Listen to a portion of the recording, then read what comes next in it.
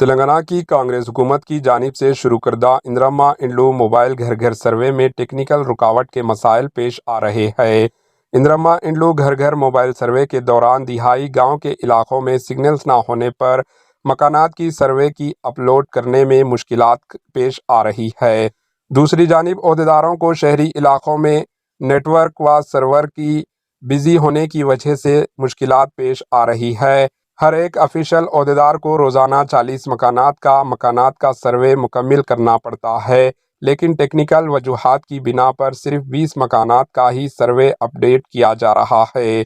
اس مہینے کی آخری تک کھمم ضلع میں گھر گھر سروے مکمل کرنے کا آفیشلز نے اعلان کیا تھا، لیکن اس طرح کے مسائل پیش آنے پر سروے کی تاریخ میں توسیع کرنے کے امکان ہے۔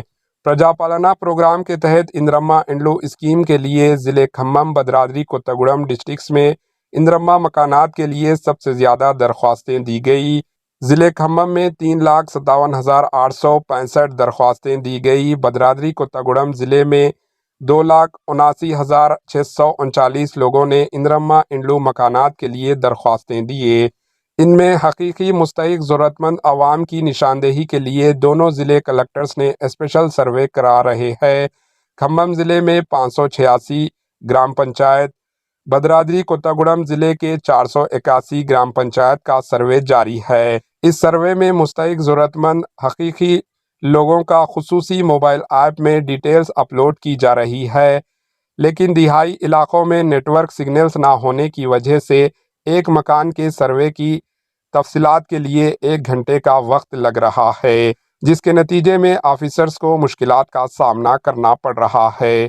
Bureau report, AHN news. AHN news کے YouTube چینل کو سبسکرائب کریں اور بیل آئیکن کو دبانا نہ بھولیں تاکہ آپ کو ہر نئی آنے والی ویڈیو کا نوٹیفیکیشن بر وقت مل سکے۔